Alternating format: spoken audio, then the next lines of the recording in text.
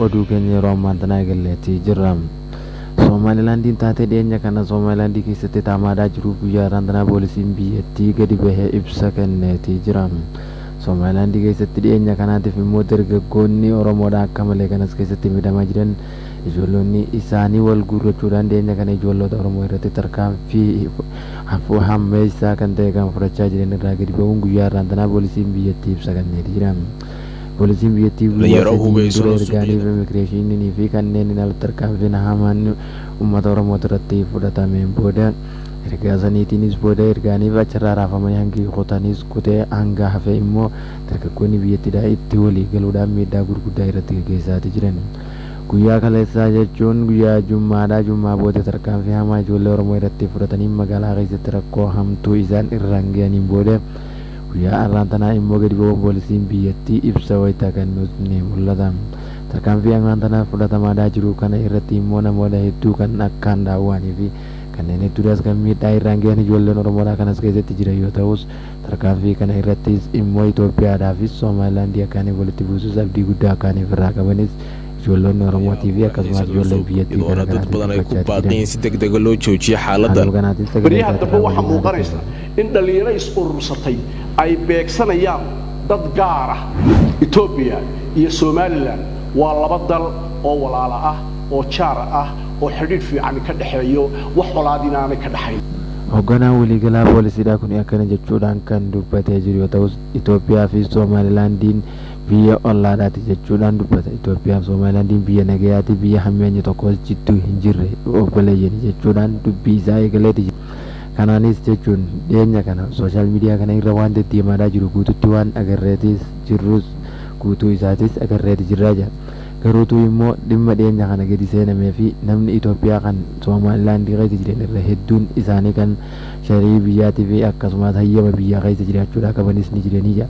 Kanaan bira immoo walqutee namoota shari'aa hin qabnee fi akkasumas hayyama biyyattiidhaa hin qabne irratti namni tarkaanfii fudhachuu qabu mootummaadha malee hawaasnii fi akkasumas ijoollee dhiyeenya kana wal ijaarratanii walii galuudhaan dargaggoota biyyaa irratti qeessaafuu Itoophiyaa irratti tarkaanfii fudhataniif hin fudhannu jechuudhaan ajajaa waliigalaa Qatar Kajaama kun diteeti jira. Komishinni kun immoo wayita dubbii kana dabarsutti guyyaa kaleessaa ergaaniif taa'ameen booda irratti haalli kun dhufeedha.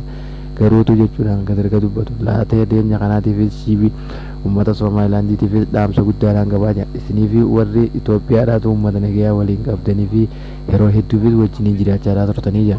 Garuu immoo uummanni Somaalilaandiidhaa dhibbatti kan lakkaa'aman Itoophiyaa keessa akkaaniif jiranii ni beektanii jira. Garuu immoo akkuma lammiin Itoophiyaan keessa jiraatutti lammiileen Somaalilaandiitis Itoophiyaa keessa akkaaniif jirtu namoota ni beektanii jira.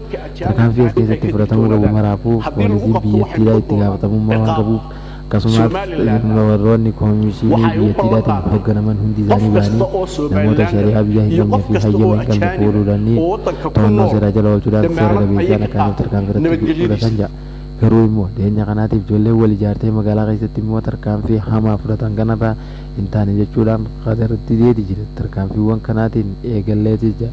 Garuu ergaanii fi haala kanaatiin ka ta'u ta'e kan biyyoota lama haaluma gara viidiyoo irrattis argamaa jiru kanaan ijoolleen Somaalilaandii wayita magaalaa keessa deemte dargaggoota Oromoodhaa hedduu irratti tarkaanfii hamaa ta'e fudhatan kan mul'atu ture.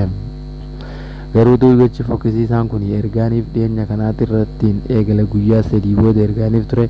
Guyyaa irraantanaa guyyaa Jummaata irraa eegalee Jummaa salaata booda haala hamaadhaan dargaggoota Oromoo irratti tarkaanfiin kun fudhatan. Garuu immoo isaan kunis akkasumas dhaadannoo gara miidiyaadhaatiinis kan gaggeessaa turan ta'us nuti immoo waraana biyya teenyaatti waliin dalagnaa waraana biyya teenyaatti wajjiniin hojjechuudhaan qophiidha jechuudhaan dubbatan. Waraana biyyattii waliyyoo isaan kan hojjetante immoo garuutuu biyyattii teenya ciidankii dowladda loo daayay dadka Oromada ee sida sharci darrada ku jooga gudaha dalka falkan ayaa abuuray xiisad cusub iyadoona dad badan ay ku baaqeen si degdeg loo joojiyo xaaladan. Yaaddoo guddaa akkaaniif ta'utu mul'ata. Garuu immoo poolisiin biyyattii ibsaa kana kan kennanii jiran ergaaniif miidhaa fi viidiyoon hamaa ta'e dhiyeenya kanaatiif gadi baheetiin booda dargaggeessa Oromoodhaa yeroo hedduu as keessatti waan miidhamaa jiruuf tumicha isaan as keessatti gaggeessaa jiran kan nama ajaa'ibsiisu ergaaniif ta'e boodaan. Miidhaan akkanaa kun immoo Somaalilaandii keessatti qofa osoo hin taane magaalaa Hargeysaa keessa qofa osoo hin taane magaalota biraa kan adda addaattis gaggeeffamaadhaati jira. ijoollonni keenya kan Oromoo dhaamsi kan isiniif dhiyeessu warreen Somaliland keessatti argamtan marti keessan of eeggannaa godhaa garuu immoo ijoollonni keenya gara biyyatti deebi'anii akaaniif galanis abdii guddaa isinirraa qabna mootummaan biyyattii immoo gadi bu'ee wayita ibsa kana dubbatutti dargaggoonni biyyattiidhaa kanneen dhiyeenya kan immoo mootummaa keenyaa waliin baanee hojjannaa jechuudhaan ibsa dubbachaa turan wayita lammiileen isaanii Somalilandidhaa Itoophiyaadhaas akkaaniif jiran beeksisanii turanitti haala kanaan mudatan kun immoo Itoophiyaa Finfinneef dirra dhawaa kan guute hedduutu jira.